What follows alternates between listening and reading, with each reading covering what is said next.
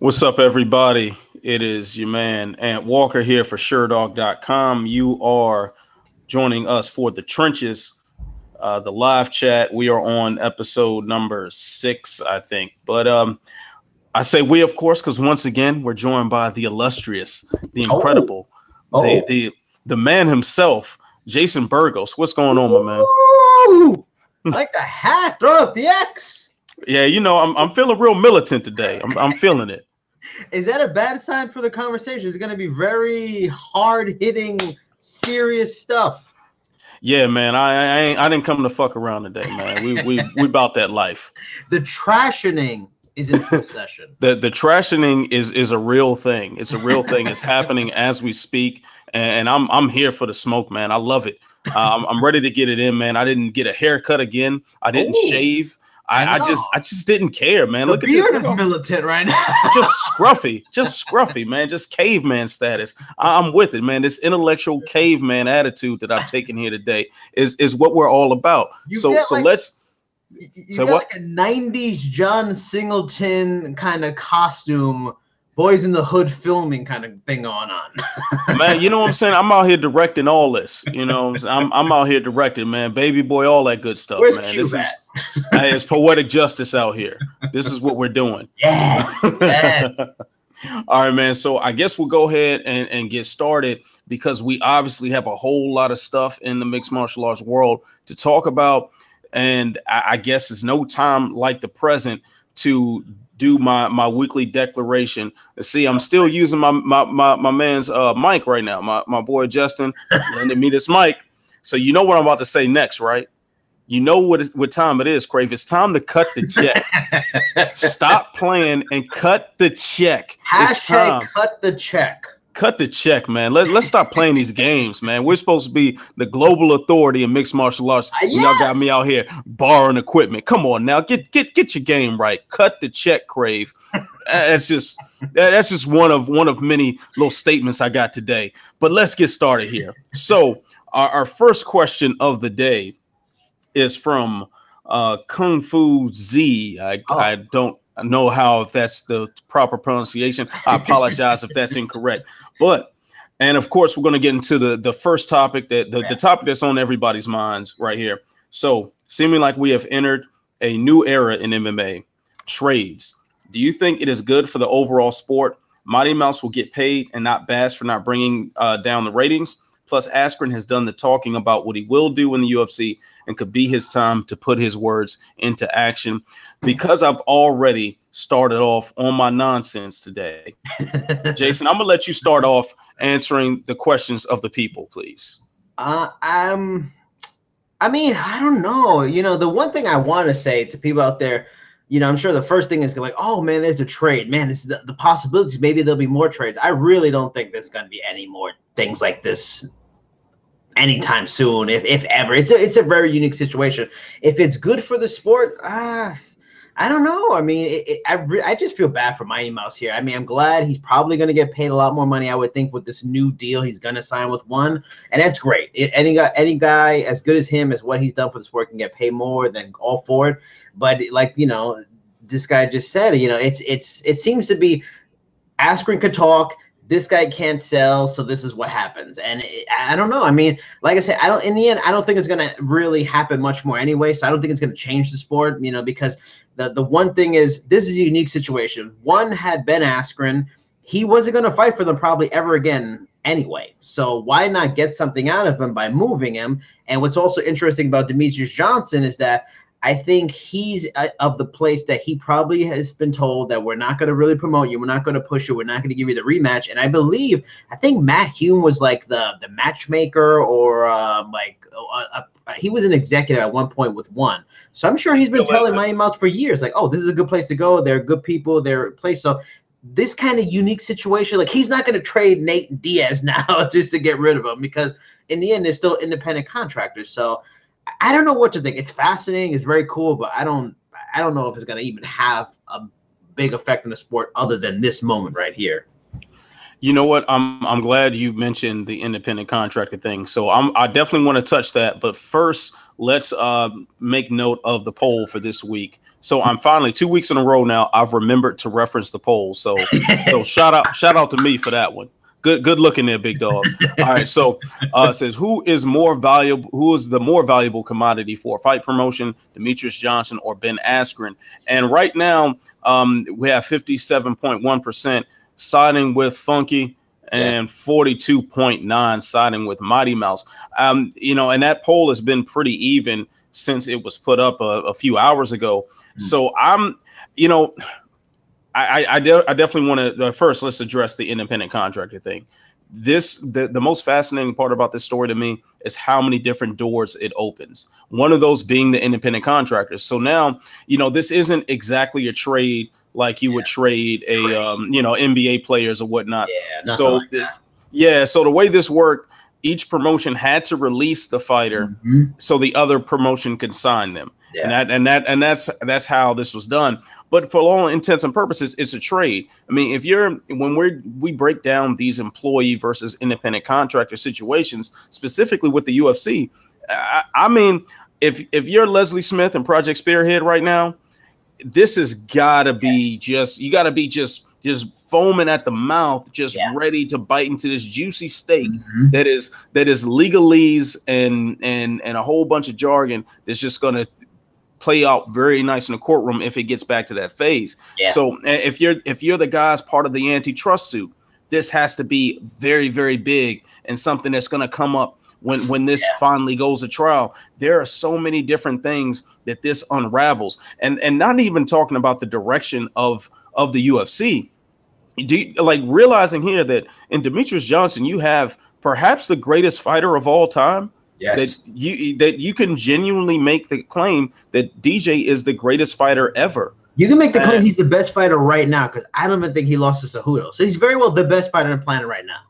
Yeah, I mean, it's crazy. Like, Demetrius Johnson is still top of the list pound for pound for a lot of people, rightfully so, even with a very close loss to Henry Cejudo. So to get rid of somebody who has excelled athletically, who has done everything they're supposed to do, who has defended the title more times than anyone else in the history of the UFC, like 11 times. That is insane. And for this man to now not be in the UFC because it's a very troubling thing if you're concerned about the sporting integrity of the UFC. But that's not to say Ben Askren doesn't belong in the UFC. Ben Askren should have been there. We shouldn't have to give up Demetrius Johnson to get Ben Askren. But on the Demetrius Johnson train at 227, and I'm not sure what it looked like to to anyone watching the videos from the various media outlets, his media scrums and stuff throughout the fight week. But it seemed very clear to me that he seemed very, very, very disinterested in being there. He looked pretty. I mean, he was friendly. He wasn't antagonistic or anything, or being a dick toward anyone interviewing him, as long as you didn't ask him a dumbass question. but he was noticeably not there as far as being excited to fight or happy to be in front of the fans. It just didn't matter to him. And part of that is the mentality that would lead you to get 11 straight title defenses. That would lead you to ignore a lot of the outside noise and distractions and go in there and handle your business so many times day in, day out. But it now looking back, when he said very specifically in a scrum that I was involved in that hey, I wouldn't mind fighting for one championship. Really? He said that. So, at the time it sounded like, okay, that's a cute little statement. All right, that's nice. But it doesn't seem like anything that should be taken that seriously until it actually happens. And that's where we're at. It actually has happened now. Correct me if I'm wrong, but have we gotten any official word from either One Championship or the UFC about this? No, I mean, but the funny thing is Ben Askren's already going into business for himself, and if anybody's been paying attention to Twitter today, he's attacking the entire division. So, I mean, he's acting as if he's already a UFC fighter, pretty much for the most part. I mean, he's tweeting as much as he has in weeks. So, I mean, I guess it's official, but maybe just like you mentioned, there's so many questionable legal elements to this, I mean, maybe there won't be too much talk from the UFC, and it'll be a quick statement here and there, and they'll just try to hope it goes away in the news cycle quickly, and everybody's just excited about the change. But I mean, I still don't think it's official yet, but I mean, I guess it's got to be on the 1 yard line at least. Yeah, so I guess let's break down our thoughts on the poll question. Who do you think got the better end of the deal between the UFC and one championship? And it's just the better end of the deal, or it's like better end promotional wise? Both. However you choose to interpret that. In a general sense, it's completely lopsided to one. I mean, honestly, one is getting a steal. I'm sure the UFC doesn't see that, but one is getting rid of a guy that really was not going to fight for them. They weren't willing to co-promote with Bellator, or at least Bellator. They were willing to co-promote with Bellator, but Bellator didn't want to do a one-off, which I can't blame them for.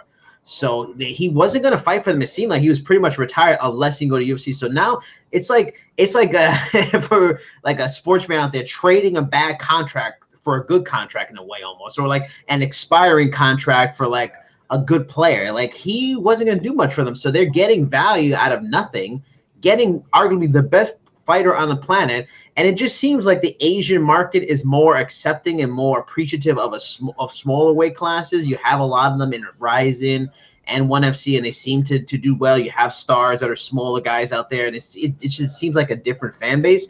So in a general aspect, ONE FC now adds arguably the best fighter on the planet, gets rid of a guy who wasn't going to fight really anymore anyway.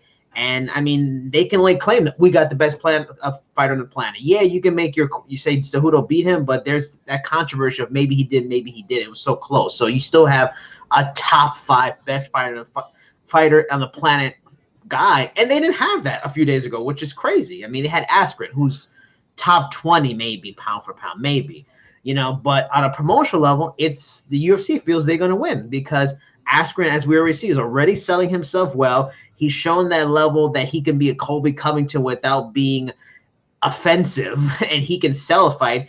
He can grind. He can win. I mean, he has to go out there and prove what everybody believes. He's the best fighter in the welterweight division, not in UFC. So I'm sure they both feel they've won a level, but in a general way, I totally think ONE FC just gets a steal right here.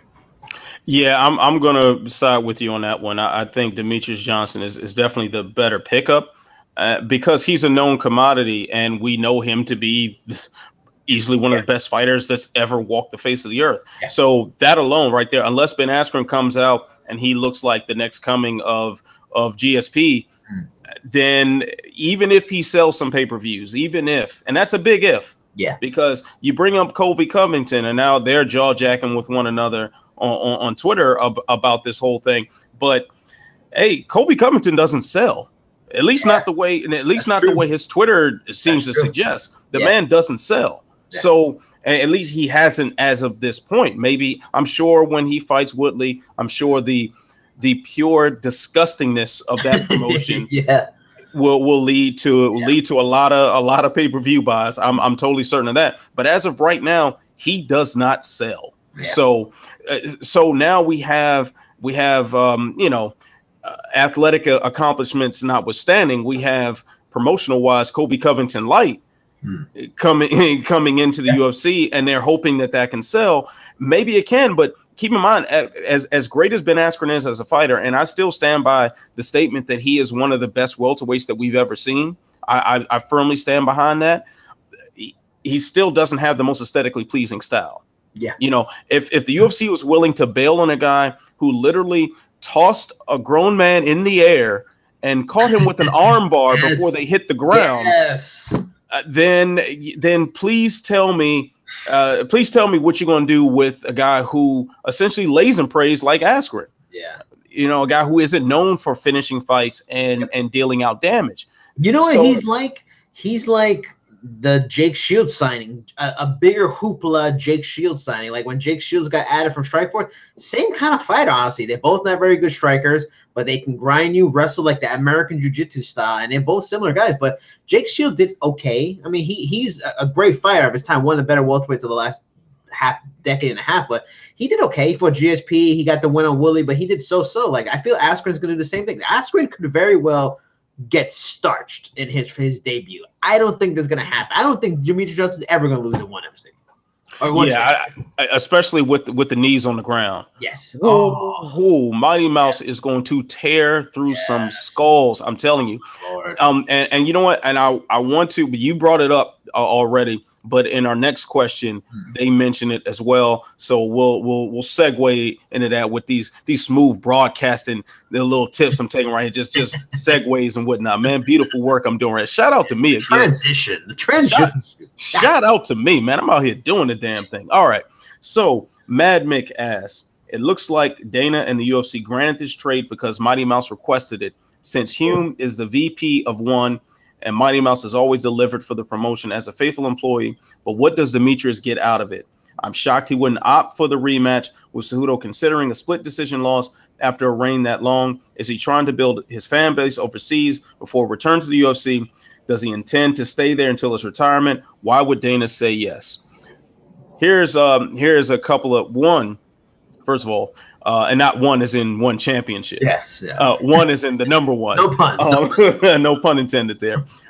So to address the first thing, Matt Hume being VP of one, I think that's interesting territory right there. Remember, not even 2 years ago or something, Ali Abdelaziz was getting slaughtered on social media and slaughtered through the media because of his connections to WSOF and the myriad of fighters he had on that roster and the matchups that were made and whatnot, as I believe he was a matchmaker for World Series of Fighting at the time.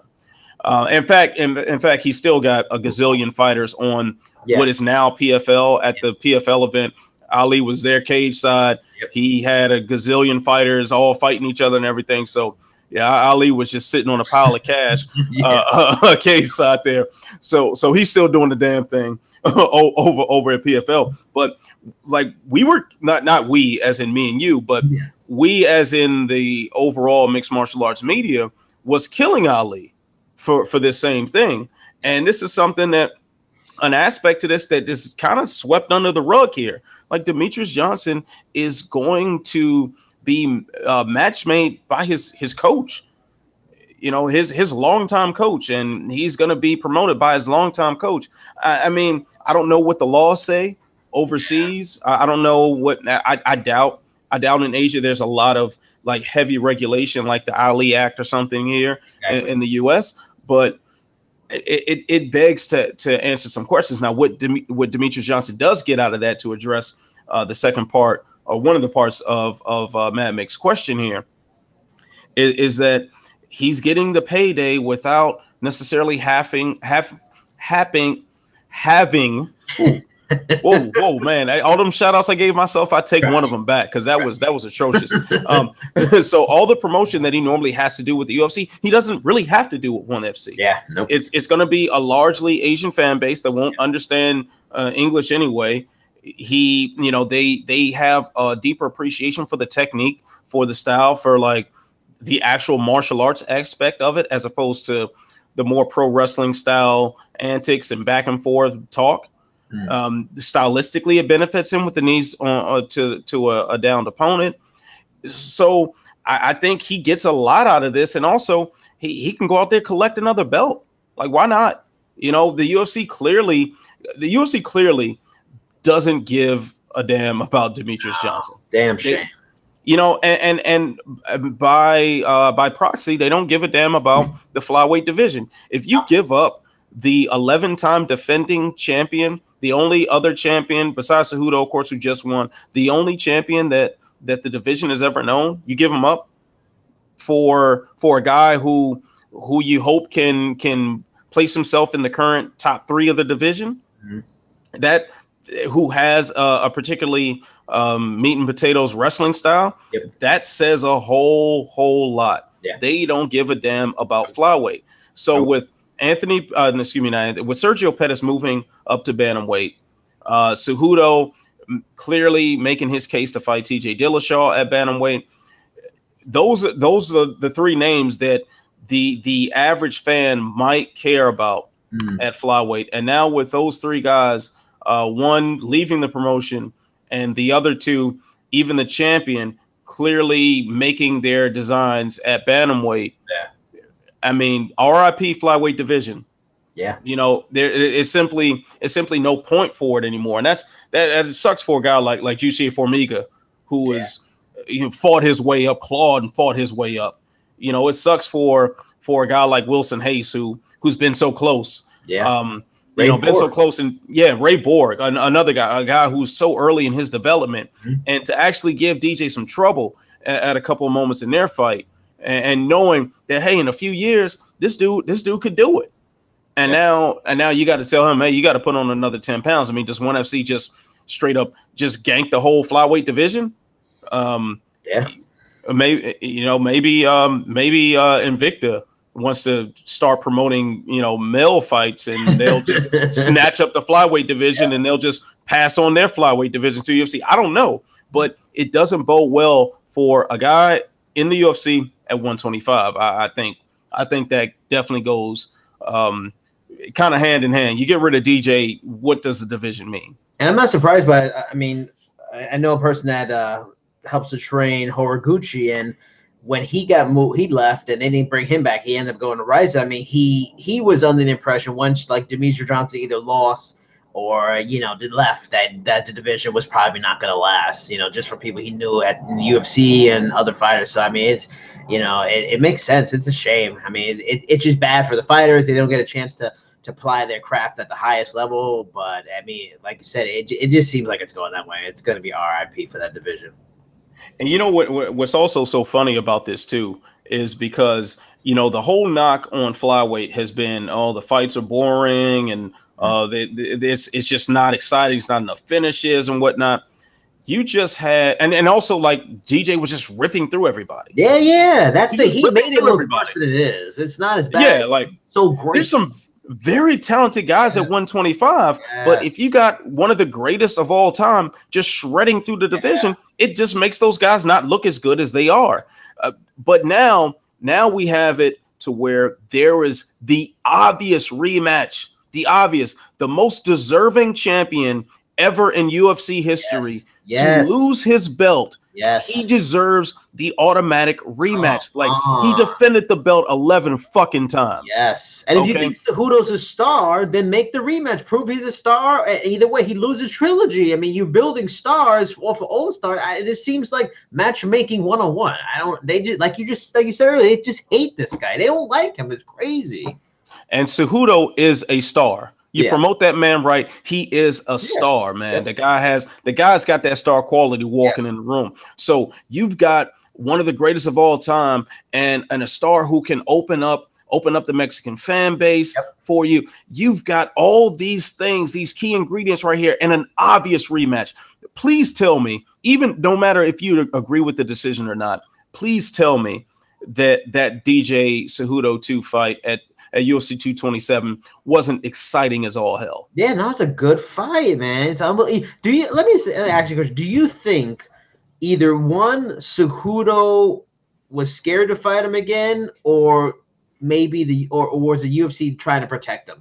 Because it seems like a rematch and obvious. Right from the get, Cejudo didn't want. I want to fight TJ Dillashaw. How do you just won a title, never defended once from the guy that defended a title the most in history, and you're going to other divisions? I get why he's doing it, but it almost seems like him and the promotion are almost in cahoots to not take the chance of DJ winning it and going on another run. It's weird, very weird stuff. It is strange, but at the same time, I mean, look at the world around him. Look at the UFC around him. This is the era of the super fight. This is the era of nonsensical matchmaking. Yeah, the things that just don't make sense. And hey, at the end of the day, a fight with TJ Dillashaw might make more money. It just might. At least the conventional wisdom says it would. So of course, Cejudo's going to do what he does, and he's going to look out for his own interests, as he should. He should take whatever fight's going to make him the most money. If they're going to give it to him, take it. But that should not have been the first thing on the table. Yeah. The intrigue between DJ and TJ Dillashaw was that DJ had cleaned out his division. Yes. He also was a title challenger in the division before Dillashaw made his rise to prominence. So there was a story there. There was a story that existed, and it made a lot of sense for those two to fight. But Yeah. now that you've got actual flyweight contenders, like you've got it. You've got the obvious fight. You've got the fight that could make a lot of money. I mean, 227. Granted, TJ versus Cody too had a lot to do with the sales, but hey, Cejudo had a crowd there. Okay, Cejudo got a big pop from the crowd there.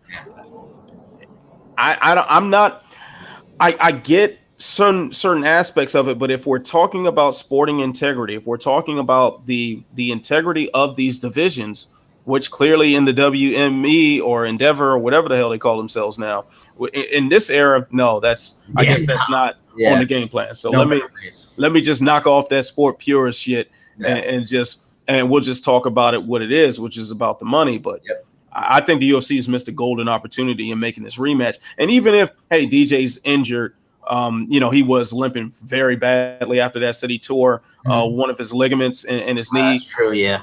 Yeah, so, I'm sure maybe the injury layoff would have something to do with it as well. But I just to scrap the idea of a clear, good fight, I'm sorry, man, especially when the promotion is begging to have title fights on every card, no matter how silly or how interim the belts may be. To have a legitimate title fight and you just pass it up, I don't get it, man. I don't get it. But I'm happy to see Askren in the UFC. Despite all that, I'm happy to see Askren in the UFC. He should have been here a long time ago. Let me ask you this: do you think DJ is going to regret now not taking on that TJ fight? Like, if he would have fought Dillashaw, he could have beat him, which I think he very well would have had a good chance, especially if TJ was going to come down. He beats TJ Dillashaw, one of the best fighters in the world. Or he could have maybe went up, fought and been a champ. Or at the worst, he loses to TJ Dillashaw coming off of beating Cody Garbrandt, one of the best fighters in the world. You got a built-in, he lost to a bigger fighter. Like his maybe he garners more fans by taking on that challenge of fighting the bigger man, the bigger name, and maybe he has a lot more to gain from that fight. Do you think now he may regret not having taken that chance, and instead he lost to Cejudo, who's a developing talent in a division that may not exist, and now he's getting shipped to one championship? Like, in hindsight, it sure seems like he should have just took that Dillashaw fight, and we all wanted it. And it seems like, damn, that's never going to happen now, and I wish it would have happened. I definitely wish that fight would have happened, but at the same time, man, like I don't think he really gives a damn. Like I don't think he cares. Yeah. Talking with him at 227, he just didn't care, and it was a strange moment at media day. So I'm asking him, what do you feel like in this room right now? He's got TJ Dillashaw beside him, Cody Garbrandt across the room, and Garbrandt was, definitely making his play. I want to fight DJ after I knock out TJ. He was saying all that the whole fight week. Joseph Benavidez was walking around the media room because he was, he's promoting his Dapper Scrappers brand. So he's walking around just kind of mingling with everyone, and Cejudo across from him as well. So it's like in the same room, he had like 4 people that want a piece of him.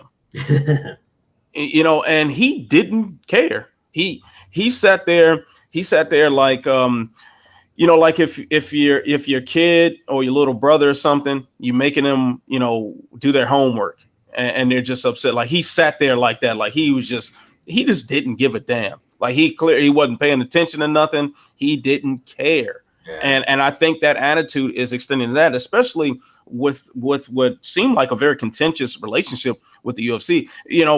One thing that keeps being said online about the scrap matchup between Mighty Mouse and Dillashaw was that TJ was ducking this. I mean, DJ was ducking this fight, and he didn't want it, and he was scared to move up, and all this other rhetoric from people who don't know what the hell they're talking about. But that fight was offered. It was reported that fight was offered. There was a point in time before he fought Ray Borg where the fight was going to take place in the Seattle area. And it was going to be a big hometown, like a homecoming for him. But he wasn't sure if Dillashaw could make the weight. Yeah. Since he had never fought at 125, and that was apparently a big issue of contention in negotiations. So it's not like he ducked that fight. It's just that he kind of wanted things in proper order. He wanted a guy to prove he could make flyweight before he, has his homecoming spoiled by a botched weight cut. Yeah. Ironically, Ray Borg botched weight cut, for the, for the replacement fight, but still, but you get what I'm saying? Like, it's I find it so interesting that a guy who is doing everything that he should be doing has been vilified or just disrespected by the fan base and by the promotion. Yep. I just don't get it. And quite frankly, I think this should be a message to a lot of the belt holders who aren't exactly in the highest favor with the UFC. Tyron Woodley, watch out, brother. Watch out. Yeah. Like, do you think for a fraction of a second, if Woodley were to drop his belt the way DJ did, that the UFC would give him the remotest sniff of a second chance? Nope. Absolutely not. Yeah, no. Absolutely not. This proves it. We might be able to say the same about Amanda Nunes. If she drops that bantamweight title, yeah, will she get a shot? Yeah. I don't know. But these are questions that I think everybody needs to ask. If you got a belt right now on your shelf, ask yourself that. Yeah. Ask Stipe what he feels about this situation. Yeah, the way they treated Robert Whittaker. I mean, he should have got title shots, or he should have defended his belt and all the kinds of stuff. He's had like a pseudo title with Bisping, having a title that he wouldn't defend against him. Like, even Whittaker got weird stuff. Yeah, and then at the same time, for the promotion to be so against, we had Dana White come out on TMZ, I think last week, and say that GSP wasn't going to fight Khabib Nurmagomedov unless he fought a contender at 155 first. Yeah, miss me with that. Yeah, come on.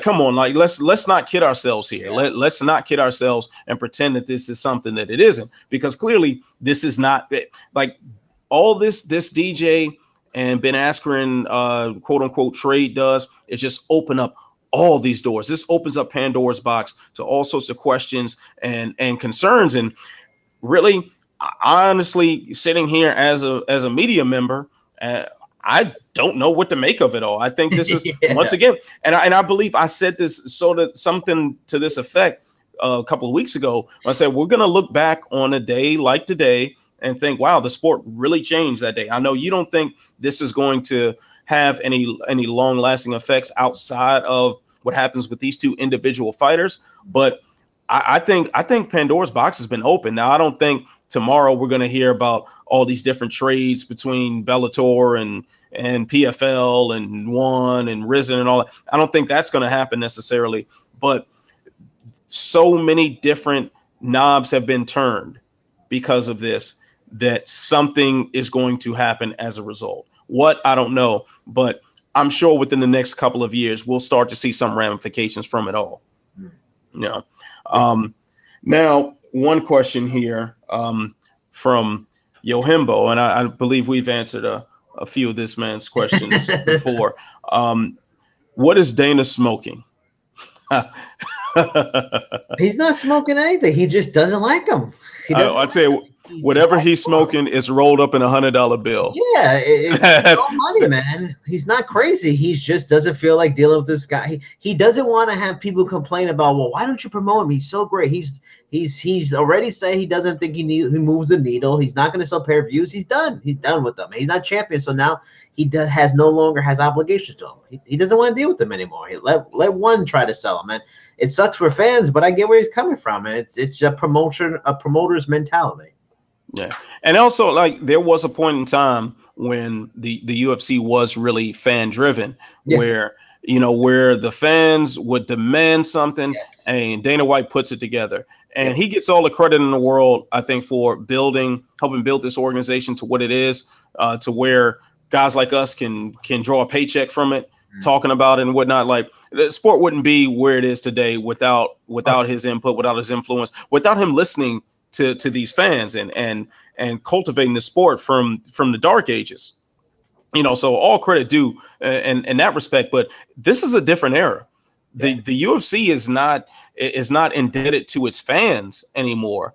The UFC is indebted to the $4.2 billion that it owes on the sale and all the investors and the loans and whatnot that had to be taken out to make the Endeavor deal happen.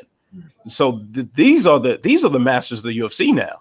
Yeah. It's out of our hands. I don't know about you, Jay, but I don't have an extra 4.2 billion just sitting around in my wallet. I did, but I used it earlier. You know, I did a little Christmas spending. You know, I mean, I wish I would have known. I would have, saved it for this, but I can't. And see, mine, I have it, but it's just not liquid. So what are you gonna do? You know what? I have it. It's just all in Bitcoin. So so it's worth about 30 cents now. Yeah. So. All right. So I guess we'll stay on this train. Yeah. Our next question is from Espresso. And before we go into Espresso's question, I'm drinking hot chocolate right now because it's cold in this office. Can we see the cup? The cup looks interesting. Oh yeah, there we go. That's Deadpool right there. That's Deadpool. There we go. That's Deadpool. There we go. Good. Take a little sip. Shout out to the new comic Deadpool versus Black Panther, where they got a black pool or Black Panther. It's like Deadpool and Black Panther mixed in one. Deadpool is the king of Wakanda right now. Crazy stuff going on. Oh my God! Shut up and take my money. I'm liquidating some of my $4.2 billion, and I'm buying this issue when I leave the office. All right. So Espresso's question: what division does Ben fight in the UFC? Woodley being a welterweight and his teammate, and also who gets him first. You know what's weird is so many people, when I've talked to people, there's this weird confusion. Like Ben Askren's a lightweight. He's a welterweight. He's been a welterweight for a long time now. He's a welterweight champion Bellator. Like a lot of people, when I talk to them about it, I can't wait I would love to see him fight Khabib. Khabib's lightweight. He's welterweight. That fight, I don't see that fight happening maybe ever. I mean, a lot of things have to happen before that, but he's going to fight a welterweight. He's a welterweight. He's already calling out a bunch of welterweights. Clear cut. 170. Yeah, I agreed. I mean, he definitely can fight at 155. I think I know he doesn't cut a lot of weight. Yeah, no, and he's known for not exactly having the Woodley-esque physique. No. so he probably can drop the weight, but he won't. I don't see why he would. He doesn't have to. Nope. Stay at welterweight. Of course, the Khabib thing will be dependent on a 165-pound division being created. If that division comes into fruition, then yes, that's definitely can happen. That's a fight, and that I would like to see. Even if Khabib just went up to 170, which is something that has been discussed before, I'd be there for that fight. As far as him and Woodley being teammates, though, of course, that complicates matters a lot. Yeah. I sent a text message to Woodley's coach, Dean Thomas, and he didn't give me a serious answer. He said he really didn't have enough knowledge on the whole situation. So as far as it affecting things at Rufus Sport or how Woodley's camps are structured, because as far as I know now, Askren helps coach Woodley. That's my understanding. I could be wrong. Kill me in the comments if I'm wrong on that one, or Dean text me and tell me I'm a dumbass. I probably am a dumbass, but about other things. So yeah, he kind of played it off with jokes, but I think this is a serious question that will have to come up. Yeah. Everyone says they're teammates and everything is cool, and hey, we won't fight each other until it's time to fight each other. Mm-hmm. Until those paychecks are waved in front of your face, and until you're ranked 1 and 2 in the division. We have seen a few times where fighters very clearly avoided fighting one another due to their allegiances. Off the top of my head, of course, Daniel Cormier and Cain Velasquez, Cormier leaving the division in order to allow Cain Velasquez to do what he does. And then, of course, John Fitch and Josh Koscheck did not fight each other. And those are all AKA guys. So we know that dynamic exists at AKA, but we saw that same dynamic break down at Jackson. Mm-hmm. It definitely broke down at Jackson with John Jones and Rashad Evans, broke down again with the Mike Perry and Donald Cerrone fight coming up. ATT, that dynamic has broken down multiple times over. Woodley and Lawler being one of the first examples. I mean, one reason why Woodley is is a Rufus Sport team member now, despite him still wearing the ATT brand on, is because of whatever tensions were going on with Lawler in that gym. Yeah. So there's everybody says that until it's time to sign that contract. So who knows what's going to happen? But I don't think the UFC right off jump, they're not going to put him in the title fight. One, because Dana White don't like him. Yeah. so which I find is funny. All this hoopla about a guy that Dana White is very publicly just can't stand. Yeah. And Ben Askren can't stand him either. And that's kind of the mutual hatred between the two. But yeah, man, I see him fighting a guy in the top 5. I mean, and he's angling for Jorge Masvidal. Mike Perry is trying to get a piece of that. Darren Till got to get Darren Till. Perry's got to get through. Perry's got to get through Cerrone first. So we'll see what happens on that end. But hey, put Ben Askren up against a Wonder Boy or something like that, or Lawler or something. There are a lot of good matches for him there. And quite frankly, you take your pick. I think we'd be happy either way to see him just wear his fight kit and step out into the octagon. I think that right there will keep us all satisfied. I mean, I think he'll fight if he does win whoever he does beat whoever he fights. I can see him fighting Willie. I mean, they're not like the guys you mentioned, Akashak, Fitch, and Jones, and some of these other guys. I mean, they were long time. They're like those partners. They became brothers. They worked their way up through the sport kind of thing. Like the fact that he fought Lawler, despite being from the same camp, is an example that unless it's somebody he's super close with, he's been a bit of a traveling man. He's been in ATT. He's been in his own kind of gym. He's now at Rufus. So he doesn't have like those deep ties to any certain people. And I interviewed Dean, I think it was in August, about leading up to the Till fight and just getting his thoughts on the fight and stuff like that. And the impression I got was like Askren comes into the camp. He joins the camp from time to time, but they move around anyway. Like they finish at Rufus Sport, but they move around. They go to ATT and all this stuff. So I think if it came down to it and the money was good, I don't think Woodley or him would have a problem with it. It's all in competition. They respect each other. But Askren, like you said, he's got to even get to that opportunity first. And he's got to beat somebody noteworthy. And I tell you, if it was Wonder Boy, there's certain matchups that are good for him, and there's certain matchups I don't like. And Wonder Boy would be a tough matchup for him just on a speed, length, footwork. Like, he better hope he doesn't get Wonder Boy. And what a shocker, Wonder Boy was not one of the people he was tweet storming against today. So I think he knows who he can beat and who he can't. So yeah, that Wonder Boy fight sounds really, really interesting. I mean, it makes me think back to when Wonder Boy fought Johnny Hendricks. Yes. And we knew that Hendricks did not have the stand-up ability that Wonder Boy has, but he had that wrestling. And when that was shut down, just the domination that took place afterward was something to witness there. So we could see a similar scenario. But hey, at the same time, man, hey, Askren's been out there on the mats with the Pettis brothers. Yeah. He's seen some spin kicks thrown his way. Mm-hmm. He's been in there with sparring with Paul Felder and stuff. He's been in there with some guys that know how to put some leather upside your head. Yeah. So he's escaped throughout his entire career without having pretty much any damage. I mean, the guy's barely been punched in mixed martial arts, which is ridiculous to think about. I mean, he's the same guy that dominated Douglas Lima.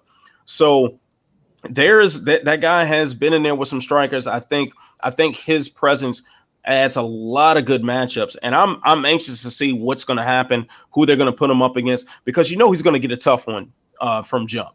There's definitely the desire for him to do certain things, in the promotion and make himself somewhat of a star there. But think about Jake Shields' entry into the UFC. He fought Martin Kampman, who is a guy that not many people were volunteering to fight for very good reason. So I expect a similar matchup. I expect a guy who's very well rounded and very dangerous to start off his tenure. And he deserves. I mean, he's been talking a big game. He wants to fight, but he needs to get the best. Like I saw him mention Masvidal. I don't. Masvidal is like a blown up 155er. I want to see him get a legit 170. Let's see it. You fight the best. Let's see you prove you are one of the top guys. I hope he gets a top 5 guy. I really do. I actually I think Masvidal would be my preferred matchup. Really? Yeah, Masvidal is just it's something about every time Masvidal fights, man. It's like you just got to watch every little thing he does. He is sneaky, one of the most skilled guys in the UFC. Yeah, Without a doubt, that man is special. I think he just happens to his management of the clock is what does him under, or his adherence to like street fight rules in his mind. It kind of hinder him, but skill wise, not many guys are going to be in the same sentence as Jorge Masvidal. Keep in mind, Damian Maia on his run to get to the title, the title fight against Woodley, Masvidal was the guy that put fear in him. And Masvidal was a guy that was. So Damian Maia, damn, I didn't think that is a hell of a matchup. That'd be interesting. I mean, who wouldn't want to see those two grapple? You know what? Damn what I like Jorge Masvidal, but damn that Damian Maia versus Ben Askren. That's the fight to make. That's the one I want to see right there. But yeah, Masvidal later on. But I want to see Damian Maia, Ben Askren. That's what we want to see. That's what we want to see. All right. So I got another question. I'm guessing this is from Espresso. If it isn't, sorry to whoever it is. So the next question, I knew one of these was coming. I knew it. Okay. Let's wheel and deal. Who would you trade from the UFC to get someone from another organization? I tweeted one today to Scott Coker. Of course, I got no response. No one cares about me. But how about this one? A brothers trade. Now, Dana White is tired of dealing with the Diaz brothers. Nate doesn't want to fight. Nick says he will beat everybody on the planet, but will fight no one. Trade the Diaz brothers to Bellator. Scott Coker has experience with Nick. I'm sure he knows Nate well. For the Patricio Ferrer and Patricky Ferrer, the Pitbull brothers. Because Patricio, he's the best 145er and featherweight ever in Bellator. There's not much more he can do. And Patricky has gotten title shots before at 55, good fighter, but he seems to be, anytime Chandler's a champion, he's not going to be the champion. So the Pitbull brothers for the Diaz brothers, straight up, let's make a deal here. I like that. I like that a lot. What about you? Damn. You know what? This is actually a question. I probably should have been prepared with an answer for this one because it's the obvious question. Like everybody's going to be asking this. In fact, I remember. Well, let me say this one. You asked another journalist one because you see big, like a player that's a star player in a team, but the team doesn't want to deal with them, like Jimmy Butler. The Timberwolves want to trade Jimmy Butler right now, but they want the right kind of deal. I bet if Dana White could trade John Jones, he would. Like if you were the UFC or Bellator, what would you trade for John Jones? To get John Jones, man, you'd have to trade. You have to trade a whole division. You have to trade, despite his outside thing. He would still garner big time guys. Absolutely, man. John Jones is big time. This is the guy who, despite not having the biggest pay-per-view numbers, he's a guy that's attracted those marquee sponsorships, those blue chip companies that everybody wanted. Like he's the guy that brought Nike in the octagon and one of the guys that brought Gatorade in the octagon. I mean, before, I think did he have his Reebok deal before the UFC's apparel deal? The group that were a part of the original thing, and they had their own stuff before everybody was getting their own thing. I think he was something like that. Man, but as far as trades, I would love to see Michael Chandler make his way in the UFC. I think we can give up somebody who's like give him like an Epson Barboza. Chandler for Michael Cerrone. Chandler for Cerrone. Because what else is Cerrone can do in UFC at this point? But the thing is, I think Cerrone is definitely on the downside of his career. Yeah, for sure. Chandler probably has a little bit more time than Cerrone. I think Edson Barboza will be the guy because Edson Barboza is a very, very dangerous fighter and he's very exciting to watch, like Chandler. But I think his path to a title is roadblocked. I don't see him even getting a title shot unless a lot changes in the division. So he could go in Bellator though and clean house with that style. And he'd get promoted in very, very exciting fashions. Maybe he moves up to 170 and we get him versus MVP. We get like a striker clinic or something. There are a lot of good things you can do with a gentleman like Edson Barboza in Bellator with their resources there. So that would probably be my top pick. But like a complete moron, I didn't prepare an answer for such an obvious question, and I'm so trash for that. I'm super trash for that. I apologize.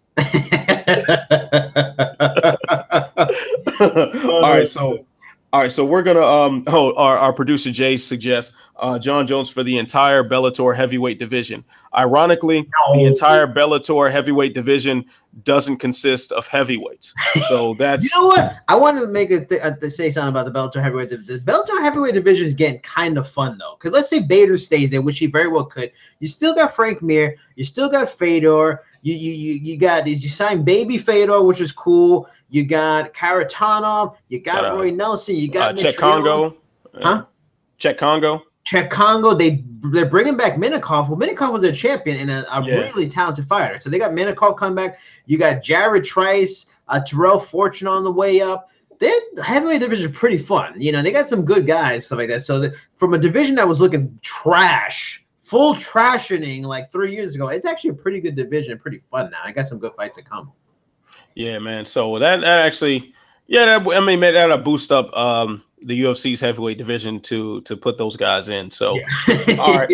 So we're gonna switch gears to the next topic. I'm gonna try holding that sneeze right there. Woo! I was like, I ain't gonna sneeze on this show. I had to hold it in. All right, man. Super trash for that. Oh my god. All right. So next question, and I guess this is the Espresso show because this looks like another question. Espresso is the man right there. Shout out to Espresso. You doing the damn thing. Espresso. Yeah, there we go. All caffeinated and shit. All right. Totally switching gears. Nevada State Athletic Commission threatened a lifetime ban for Khabib. Seriously. And you know what? I'm so glad I was asked about that this week because the Nevada Athletic Commission, you are fucking trash. Like, what an absolute joke. So first of all, they're withholding Khabib's now only holding 1 million of Khabib's purse. In that damn kangaroo court that they call a commission hearing. What a joke. And now they want to, they're threatening lifetime bans. They're threatening to take pay-per-view money. They probably want the cut of the $12 they made from Reebok as well. and now they're talking about they want to have Conor and Khabib, in the room for the hearing. They want them in person. This is something that they normally don't demand. What a shit show. What a bunch of grandstanding morons that just want some screen time and some airtime. Nevada Athletic Commission, you are goofballs. You are trash. Like, why? Like, you have them there about a fight, about a post-fight brawl, and you have two camps that clearly are about that action. Yeah. That have had violent incidents happen between them. A crew of Irish gangsters and a crew of oligarch-backed mercenaries or whatever that Khabib rolls with. You got these guys brawling each other, throwing dollies at buses, all sorts of incidents, and people. And there was one incident. I think that preceded the Artem Lobov incident that like one of the SPG guys got jumped by some of Khabib's guys overseas or something. Like there's an established track record of violence between these two gentlemen and their camps. Yeah. And this hearing, that's great. And the hearing is specifically about that. And now you demand that they're in the same room so you can grandstand in front of the cameras and threaten to take all that money away. You fucking morons, you clowns! What a damn joke! That's ridiculous. First of all, you're taking away their paychecks. You're trying to take away their paychecks. That's trash. They earned that money. Regardless of what they did after the fight, they earned that money. Nevada is not, they're going to try to withhold their money. I bet you they didn't withhold the cut of that money that the UFC is supposed to give them for all their commission fees and regulatory licenses and all that. They didn't hold back from that money. Yeah. They cashing those checks, aren't you, Bob Bennett? Huh? You cashing that check. But now that these guys get paid, the guys that brought you that money, now you want to grandstand. Now you want to show off. Fucking joke. Absolute disgusting joke. There's no need for that. Like, if you want to discipline these guys, by all means, discipline them. Yeah. They deserve to be disciplined. That was a dangerous situation, and it was uncalled for. And it really, as much as it is a part of sports and entertainment culture, should not be a part of sports and entertainment culture. And you need to stomp it out. I get it. Okay, throw some fines, throw a suspension on this reasonable. But you're going to threaten a lifetime ban because a camera's there? Fuck you. You know, you're going to try to take these guys' money that they earn that's going to line up in your pockets? Fuck you. Yeah. You want to ban people and all these penalties for marijuana, dumb shit like that? Yet you give Canelo a slap on the wrist about his steroid issue? Fuck you for that. Okay. Oh, by the way, this marijuana issue, where one of their commissioners is invested in the recreational marijuana business in Nevada. Come on now, are we just? Is this just a sea of hypocrisy and bullshit and a bunch of showboating? This is unnecessary. Yeah. Like why? Like, just. And the only way that it will make it worse is if Pat Lundvall was still part of the commission. That's the only way this can get worse. And you know what? Fuck Pat Lundvall just because. Fuck her. Shout out to King Mo. Right? Man, what a damn joke. I'm sorry, I admit that I go on a little rant. I rant from time to time. Jason, maybe you are the voice of reason. If you have a reasonable thing to say, otherwise I'm just going to keep throwing F-bombs and middle fingers and being overall obnoxious. I can't top that. So just F-bomb. I can't. I really can't top that. All right. Yeah, I mean, yeah. So I guess we could dive into that a little bit more. We're short on time, so just a couple little things about that too, man. Like at this point, like, how seriously can you take these commissions? The sport needs to answer to somebody. There needs to be some regulatory body that is answered to. And the commissions, their function exists for a good reason, because otherwise promoters would be screwing the fighters and putting them in bad situations medically and whatnot. So yes, they need to exist. The fact, and also, it's another point that this brings out, a good thing that the commission has managed to turn bad. In order to get a license to promote an event, all the disclosed fighter purses have to be in an escrow account that's released to the fighters. The commission has access to this account, and the promoters have to put it in this account, leave it in the commission's hands, and then the checks get issued after the event. Makes perfect sense. So that way a fight can't be promoted and then nobody gets paid, which is a horrible thing that happened earlier in the sport, and a lot of people got screwed out of a lot of money. So we get that. But now the commission has managed to turn this around into, now we're going to hold your money hostage because we're dicks. Like, that's essentially what they've done. This is the same group of people that offered Chael Sonnen a job because he just repeatedly lied to them about the myriad of steroids that were in his system. This is the same group of people that decided to ban Vanderlei Silva for life because he ran away from a tester. He shouldn't have done that, but hey, technically he was a non-offender at that point. So you offer a multiple-time offender a job and a first-time offender lifetime ban. They gave Nick Diaz a 5-year ban for marijuana because and it was essentially, at least in my opinion, it seemed like it was a reaction to him actually bringing a competent lawyer and having a real defense and having science and a legitimate argument to back his claims. But their response was 5-year ban, cuz fuck you. This commission never ceases to amaze me. Now Texas is a joke. Obviously, Texas is a joke. In a lot of ways. Yeah, the commission in Alberta is super unmitigated trash, and I'll scream that from a mountaintop. But Nevada, you're supposed to be the standard bearer for what the United States commissions do, really worldwide. Fight capital of the world. Get your shit together. Get your shit together, and yes, hand out punishments, but make some fucking sense when you do it. Don't hold these men's money hostage when you are more than happy to take that money. When the commission is more than happy to go ahead and let a known domestic abuser like Floyd Mayweather slide on certain legal issues and whatnot, and I'm sure there was some influence behind the scenes of his jail sentence getting delayed so he can make y'all another payday. Yep. So let's not have this selective outrage and this foolishness that doesn't make sense. Nevada Athletic Commission, you are officially trashed this week, as you are every week. Just this week? Just every week, baby. They just wanted to stand up and scream it through a megahorn this time. All right, so now I guess we can get off that soapbox now and go ahead and calm myself. All right, so Europe One asks as a follow-up, how do we fix commissions? Do we federalize? Man, see, I like this. It makes sense, just because there's so, you have, especially we saw the worst case scenario of it with like the ABC rules and them instituted rules, and some commissions taking it, and some taking parts of it or not at all. Like, I mean, on one level, it would be good to have one, federal sanctioning body.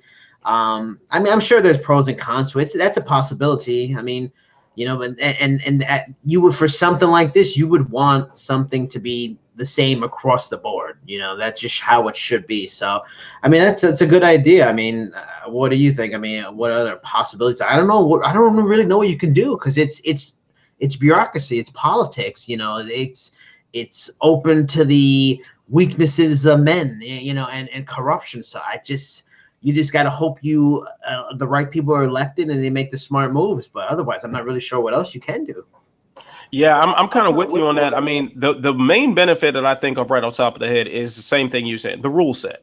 It's really foolish that you can have mixed martial arts at the highest levels, and the rules change if you cross this imaginary line. Yeah, yep. That makes absolutely no sense to me. There's no excuse for that when you're talking about millions of dollars on the line. You're talking about these guys' careers and livelihoods at stake.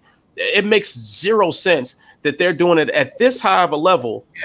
And now you gotta change little things like, okay, is his finger down when he got kneed, and stuff like that is just totally asinine, and it has no place in professional athletics of this level. Professional athletics, period. It doesn't belong. We should have a consistent set of rules. Now, I do think that a federal commission would be very, very useful. But one thing about government, period, like you said, bureaucracy, it's a slow moving, very inefficient process. And there's already a lot of red tape. Now, granted, some of that red tape would be eliminated if there were no state lines to communicate with one another, if it was just one commission overseeing everything. But the federal government is kind of trash at a lot of what it does. I think this is one of those things where if the idea were brought to fruition, and we could fast forward several years down the line, then it would be great and it would make a lot of sense. It would be a lot easier for all parties involved. But trying to dissolve state commissions while trying to create a federal commission would be a bureaucratic nightmare that could do some really irreparable harm to the sport itself. So unfortunately, it just might be a case of keeping it the way it is, because the alternative, that the time in between is so bad that, like, you ever like you want to grow your hair out, and then it's like you could have your fresh cut be fresh as hell, he's just looking good, but you want to grow out, and like, when it grows out, it's going to look good too, but that in between phase is real ugly. That in-between phase made me go to the barbershop a few times. It's like when guys get dreads. The finished product is going to be wonderful, but the corn pop little twist. Oh no, not the look, my guy, not the look, not the look. And this is it'll be the little twist of government bodies right there. It'll be like the little shitlocks of government regulation. That's what we'd be saying. It's that ugly in-between phase of getting the look you want from the look you already had. And the thing is, it's like a lot of it too is money. If you notice, everybody, these events go to the same states for the most part, because those states have the money to really put into their commissions and all those kind of things, and just the infrastructure to put on events. That's the reason why a lot of events ain't in Mississippi, or South Dakota, and if they were to federalize it again, where's the money coming from? Is the state going to put the tax revenue into the federal? Is it just going to be federally funded? Like that's always a big question with big things like this. Where's the money coming from? So, that's why they go to New York and all these states, because at least the infrastructure is better than other places. They're like, for example, why are there no events in hardly ever in Florida? Florida's a big state, but God knows what could their commission be like that, and it's damned if you do, damned if you don't. I mean, it's a tough spot. I would just cross my fingers and just hope it works out, because it is what it is. Yeah, and that's a good point. That's a very good point. That's one aspect I didn't think about, because Nevada is still going to be the fight capital of the world. Yep. How much money is how much money resources in, say, Tennessee are going to get diverted to take care of big fights in Nevada? Like, there will be some very, very angry smaller states, and then the bigger states when it's time to put an event in Tennessee. You think Nevada wants to chip a penny into that? No. So, for simplicity's sake, the state athletic commissions might just have to stay the way they are to avoid issues like that. But let's get the rules set right. Let's have one consistent set of rules. Can we get that? Can we get one thing right? If any one thing should be right, it should be the rule set should be the same from one state to the next. If you follow me on Twitter, I go on a rant about this pretty much every event. Yeah. I get triggered. It was just like time. If there was just like oversight, like if there was just oversight of those commissions, maybe some something like that, that would be nice, But again, who's paying for this? These people to do this job. So, and that's also another question too for if the Ali Act gets expanded into MMA, maybe that's something that can be addressed. Yeah.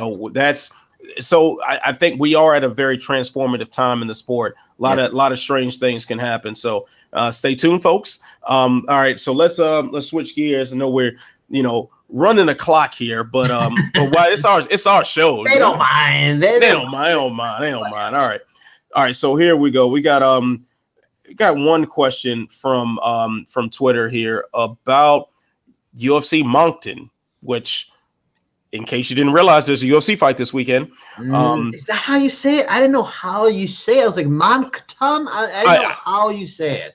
I could be totally wrong. I just took a guess. Right? Yeah, it's in Canada. I just found that out like yesterday. Yeah, I don't know where it is. Yeah, I was just like, Norway for all I know. I don't know where the hell it is. I can't imagine the nightlife is really popping in Moncton. But I can't imagine that. Probably better off. They probably got good food though. I know. There's good food. Where's the after party at? Like a Cracker Barrel? Like, where's the after party in Moncton at? Like, I don't know. Cracker Barrel, don't they close at like 4 or something? Yeah, probably. Unfortunately, where's the after party? Like at a strip club? I mean, I don't. They can only have the after party for like the first prelim fighters.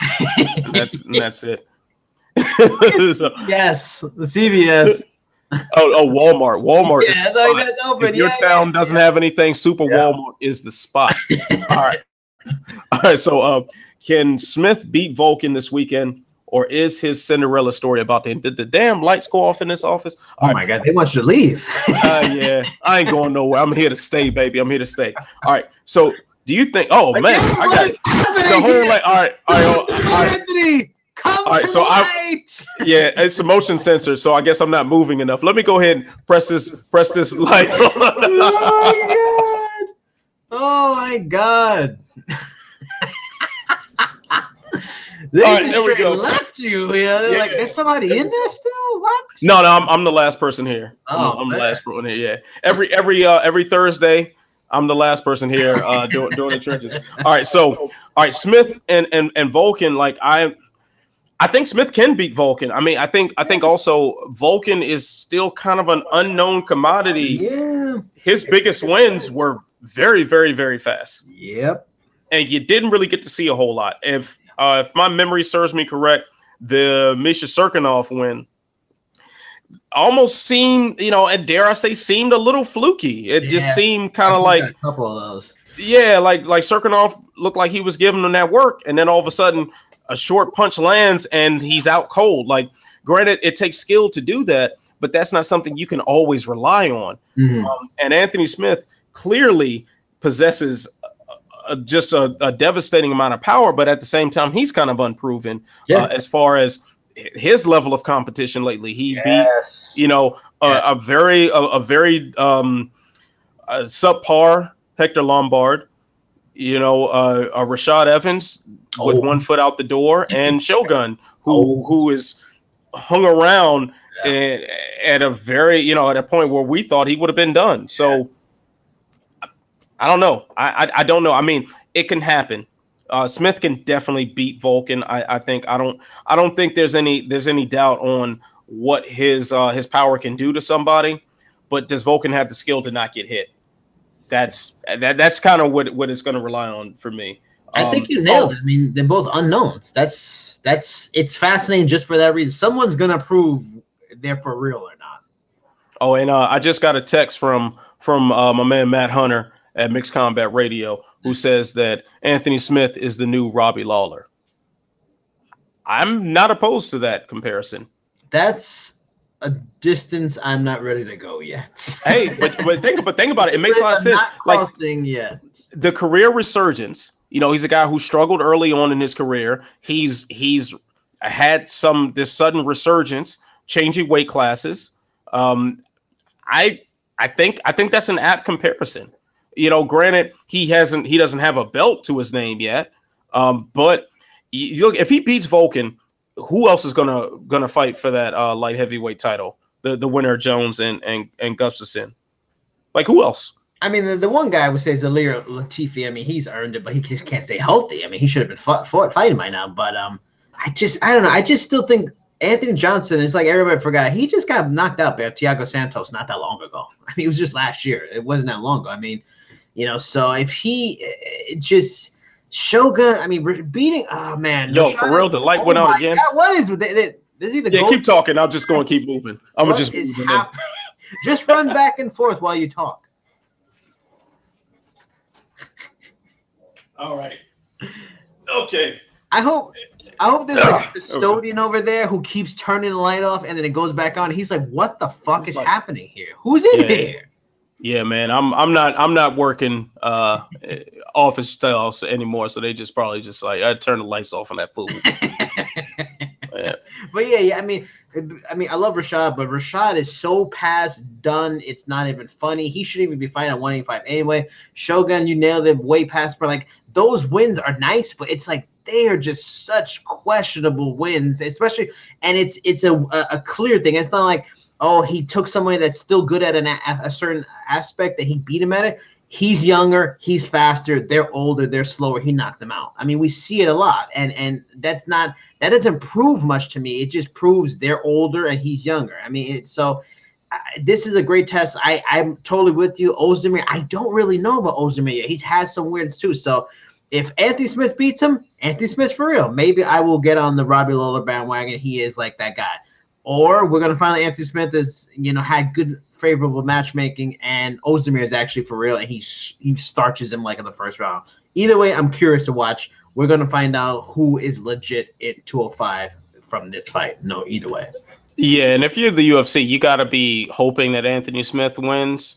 He definitely seems to be the more marketable of the two. Yeah. And we've had Volkan Ozdemir. Get some good highlight spots on cards and not really. Granted, he did have some key wins, but not necessarily the most fan friendly when it comes to marketing. And no knock on him, but that's just not his personality. Anthony Smith, it looks like a guy that can more so take that mantle, and he's got the story, that sort of redemption story that a lot of people will respond to. So I'm sure the UFC is rooting for him, but I honestly, I don't know what to say about this fight. I'll be watching. I'll be watching just as curious as the next man as to what happens. So that is a good bright spot for the weekend. All right, now, I guess since they are trying to boot my ass out this office, understatement. Yeah, well, so I'll toss you a final question. This is from Sage Van Zant. Although we did just get a request for a breakdown of Artem Lobov versus Michael Johnson. So, yeah, yeah. I think it's I too don't much. know what to say. I don't want to talk about Arnold Lobov. He's not that good. He's like a Kardashian sister. Like one's known, the others are now known because of it. Like what is again? Oh, no. Oh, just keep going. Just keep talking. I'll just move again. Just keep talking. Like Lobov is just like a Kardashian. I'm tired of talking about him. I don't want to really talk about him. That fight is a. If you want to talk about I don't want to. The only thing I'm gonna say is it was a good idea. Whether Zuba, who was fighting originally, whether he's cut from the UFC or not, it was a very good idea to at least not have those two fight each other right now. That's the one thing I'll say about that. If they did, I probably would have been more excited. Honestly, I would have liked to see that. All right, so that question from Sage Van Zandt that will wrap up the trenches for episode 6. How would prime Hulk Hogan fare in MMA? No, he suck. No, wouldn't be good in MMA. Why Hulk Hogan of all the possible great athletes that were in the history of MMA? Hulk Hogan would get smashed. I mean, I'd rather talk about like if Kurt Angle would have UFC would have existed once he left the Olympics. Like that would have been a good one. And he almost came to the UFC with 7-8 years of wrestling beating up his body. He almost came close. Like that would have been a good one. Or even the Undertaker. He's a fan of the sport now. He's double tough. At least he would have had that element of heavyweight. I mean, there's some sick athletes in wrestling. Hulk Hogan, get out of here. Yeah, I mean, I will say this. At least he would have blended in with the mindset of a lot of the fans, if you know what I mean. So I'll let you guys think about that one. take the deep dive on that one. but like fighter pro wrestlers that I watched as a kid that I would like to see, that I would have liked to see in MMA. The first one that comes to mind. And this might be a deep dive right here. I don't know if y'all ready for this. 1, 2, 3 Kid. Maybe. Because at least from what I remember, man, he was doing side kicks and all sorts of like karate moves and whatnot. And that was so interesting to 11-year-old me that I would like to see that. Oh, and speaking of pro wrestling, so Friday I went to a PWG event in downtown LA. Yes. It was crazy, son. It was the second time I went to PWG. So I was Mark Ramundi, he got me into PWG. So, nice. Yeah, so me, him, and Sean Al-Shadi and Dave Meltzer was there too. It was pretty cool. But, okay, nice. Yeah, it was but yeah, man, it was Dave Doyle was there too. Yeah, Dave Doyle, he's a big pro wrestling guy. So so I was hanging out with the combat sports nerds, watching pro wrestling, man, and it was wild. It was wild. So that was fun. Check out PWG. They put out a good product. Just threw it out there. PWG. Yeah, just threw it out there. Yeah. Go watch it. Yeah, man. I'll tell you. Yeah. So Mark, Esther, and Casey, they invited me over to watch New Japan like a couple months ago or something, and I was like, man, this is dope. And then let's come to PWG. So that's So now I'm a Mark. It's like MMA. There's so much. Like I can't watch all the MMA. I can't watch all the wrestling. I've never seen PWG. I've seen a little bit of Lucha Underground. Barely get to see Ring of Honor, but WWE obviously and New Japan I watch a lot now. New Japan has guys that can go into MMA. Hell, Sasaki, is it Sasaki? I think it's Sasaki or Suzuki. I forget his name. He was one of the founders of Pancrase in Japan, like the precursor. So that dude could jump into MMA and do good. He's already done it. So there's other guys and stuff like that too. But yeah, New Japan is badass. Those are some dudes over there that'll fuck you up. Those are athletes right there. Those guys are intense, man. I like that. And so Jay just asked me to clarify what PWG stands for. Pro Wrestling Guerrilla. Yeah. Is the name of that organization. So yeah, go ahead, check them out. They got some good stuff. Puma King, since you're in the Lucha, Puma King is the guy. That is the guy. Yeah. Puma King, that's the guy. David Starr, that's the guy. It's some the Rascals. Those the guys. Those the guys. You heard it here first. I'm a Mark. What can I say? All right, so I guess that that'll do it for our live chat, the trenches, for the week. So, Jason, please tell the people what you got coming up, and tell them how to find you. I mean, I'm pretty much empty for right now. I don't have too much coming up. I've done most of my work for this month. Hopefully, I have some new stuff coming up. I'm trying to get some stuff with PFL. Hopefully soon. Talk to some of the finalists from the playoffs. I mean, that's about it. Just keep a lookout. I'm gonna be at the presser. I'm gonna be at UFC 230, so hopefully I'll take pictures from there, the post fight. But I'm also going to the UFC 232 presser that was announced. That's gonna be at the theater on next Friday. So hopefully I will be there for sure. They're also getting some more pictures. That's one of the aspects of this whole journalism thing I'm really starting to get into, photojournalism. So take some more pictures and we can have it on Sherdog. But I mean, that's the biggest thing that I have coming up. But you can always find me on Twitter, Cheap Seats Chat right there, or on Instagram at Jericho Vendetta. All right. So I have the Ask Ant column, which should be coming out tomorrow. So as soon as I leave here, I'm going to go write it with the leftover questions. So I'm going to go write that as soon as I get home. That should be out tomorrow morning. I interviewed a young man fighting on King of the Cage November 10th. Gentleman by the name of Anthony Romero, who's an undefeated fighter coming up. Good guy right there. So I'm going to go ahead and do a write-up on that interview. Hopefully that'll be out next week. And then it'll be the same cycle, the trenches, back to Ask Ant. And actually next week, I'm going to be recording it on the road. I will be on the East Coast visiting family. So, nice. Yeah, it'll be a different backdrop. It won't be the office. The lights won't automatically turn off.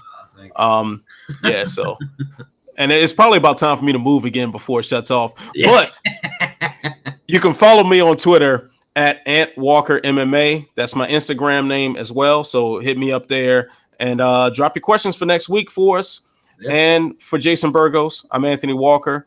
This has been Sherdog.com's live chat, The Trenches. Stay tuned, stay sexy. See you next week. Peace.